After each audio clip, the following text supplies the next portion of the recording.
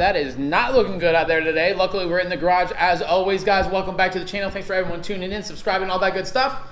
Today, we got a quick video of how to easily uninstall, reinstall, change out, swap your injectors in your Evo 10. So let's get it.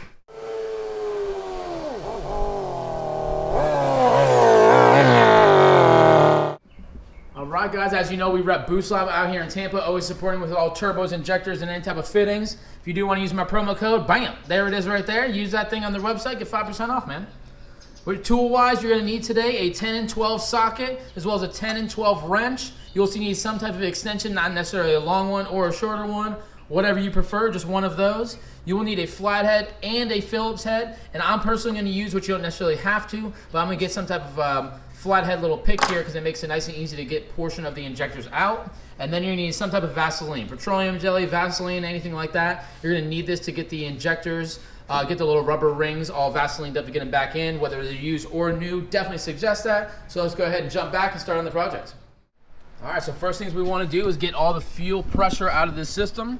So all you're going to do is pop off this panel right here. So this panel just has the two screws right there. You've probably seen it in previous videos. And you grab that from the bottom and you start pulling it out, just held in by little clips. It'll come right out. And then you're going to dive up under here. Under here, it is a little tough to see, but you're actually going to see right there where my finger is pointing is a blue wire, a single blue wire. There's a little plug right there. Just reach your hand in there and unplug that. That is for the fuel pressure. And then you're going to crank the car up until it dies, and that way all the pressure is out of the system.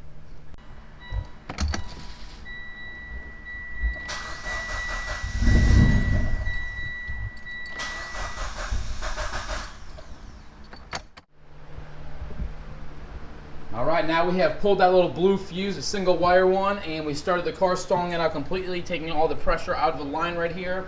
We are not going to take up the upper intercooler piping. Sometimes you do see people do that. I don't believe it's in the way because I don't take the whole rail out. Rather, I just disconnect all of it here, popping it off of the rail to the injector first, and then that we can just take it right out of the intake manifold. So to do this, I'm just going to loosen up a couple bolts. You're going to have a 10 millimeter right here. You also have a 10 millimeter right there. And then you have a third one right there connected, all connected to that hard line, giving us some movement And then you're just going to disconnect this right here, just grabbing your pliers, loosening that up and pulling that right out, making it nice and loose. After that, you're just going to unclip all of your plugs on the top, whatever kind of plugs you have. We have aftermarket ones, but all the same. So just disconnect those, and then we'll get to the next portion. All right, so we did disconnect this, as I said, and took out the 10 millimeter bolts I just pointed out, and then popped off the tops of the injectors, just the clips. So as you can see, the clips are here now. The only thing holding it in is this clip right here that I've had my finger on. This clip right here is coming from the bottom side, and what that's doing is connecting the rail to the injector, holding them in place. So all you're gonna do is put your hand on one side, pushing it one way, and then the other side at the same time, just opening it up, and those little clips will just slide off nice and easy. Just be really careful not to drop them down there. So again, set you guys down, we'll disconnect those, and then we'll finish working on taking this rail apart and popping those right out.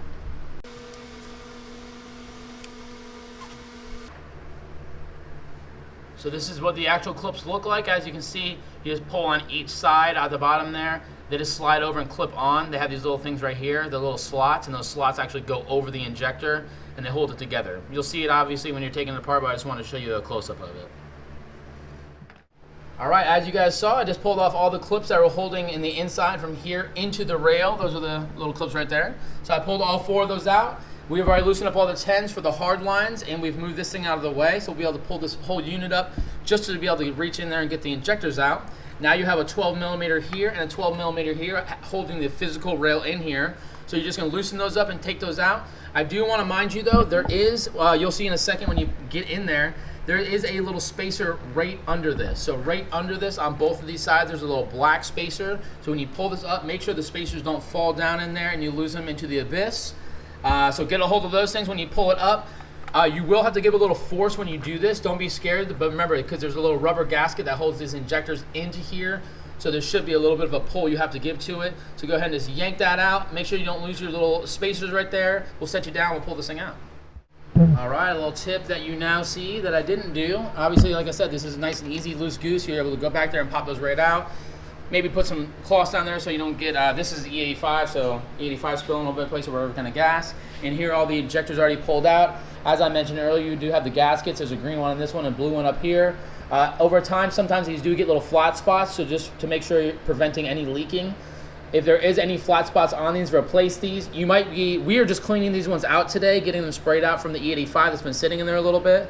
And then we're going to just pop them back in. But this is just like a replacement or just like an upgrade, same deal. Just make sure that all your rubber gaskets don't have any flat spots on them, and if they do, go ahead and replace that before putting them back in.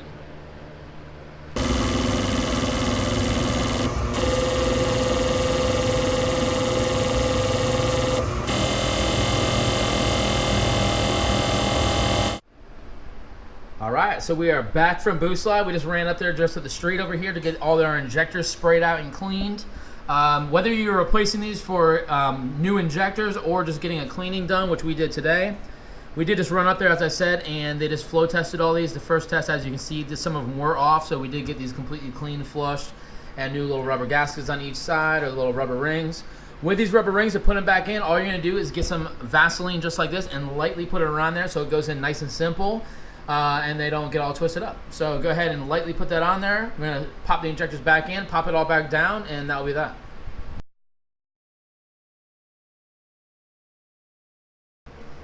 All right, so everything's all loose here just like we left. All you're gonna be doing now is taking your injector, and I like to put it into the intake manifold first, and then we can line up the rail all together as one and give it a solid push to get in.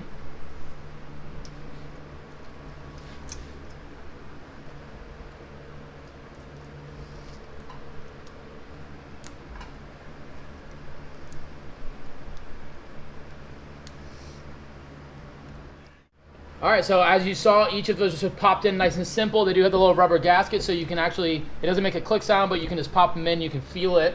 After they're all felt being in like that, you're gonna take your little rubber things here, and you're gonna wanna get those nice and lined back up on the fuel rail, because as soon as you push this fuel rail back down onto the injectors to the rail, it's gonna be almost mission impossible to get these things back in. So go ahead and line those up. They do have this little lip. Mind you, still be careful because you don't want them to drop down here. You're gonna put those on both sides, line them back up, and then as all four injectors are lined up on there, just give an even push all the way down and it'll pop right on, and then we'll just put our bolts back on.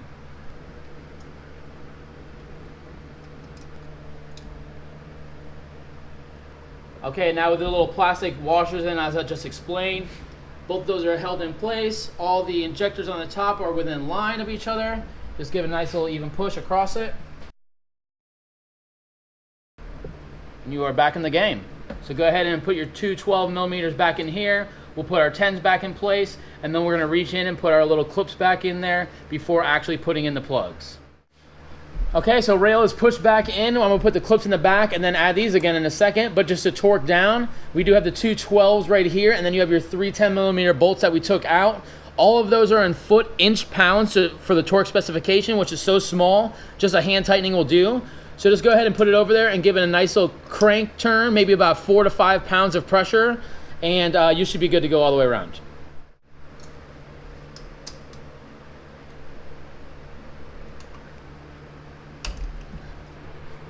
Okay, so rail was pushed back on, everything was tightened back down, and now comes down to your clips just like they came off, but just to give you a visual, I have this thing upside down on top of here so you can see.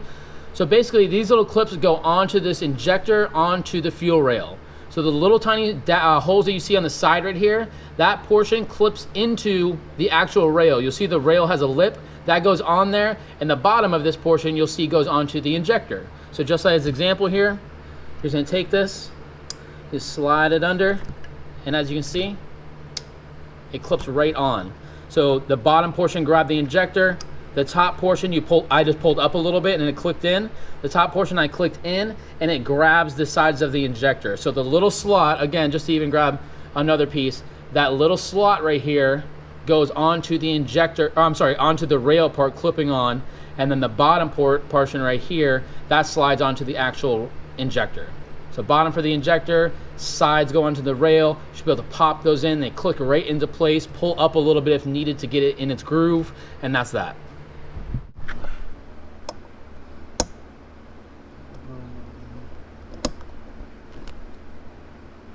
right, so all clips are back on the injectors. Another little tip, of course, whenever you put the clip onto the injector portion, try to get it on the injector first and then pull up. So you're just gonna give a little pull up on each one, and typically that's when you get that little click where the sides go over, those little holes, slots, go over the actual rail. So just give a little pull up if you can't get it in groove. Make sure they're all really nicely in groove, and then you go ahead and just plug them all back in. Then we'll jump in the car and plug our blue fuse back in to get the fuel pump running again, and that's the end of the project.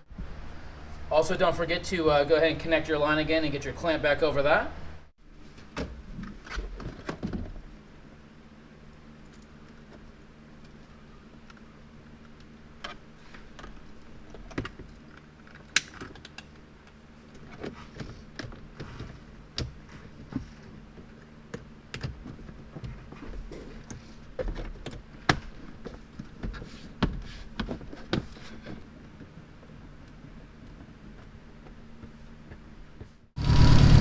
All right, man. Make sure you check all your injectors to make sure there's no leaks in there really quick, coming out from the rail or on the intake manifold, and that will be that, man.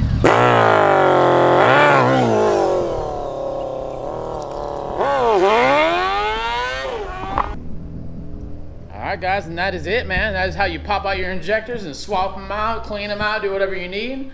That's that, though, man. Hope you guys did enjoy this video today. Please like, subscribe, comment, share, all that good stuff, man. We'll see you in the next video.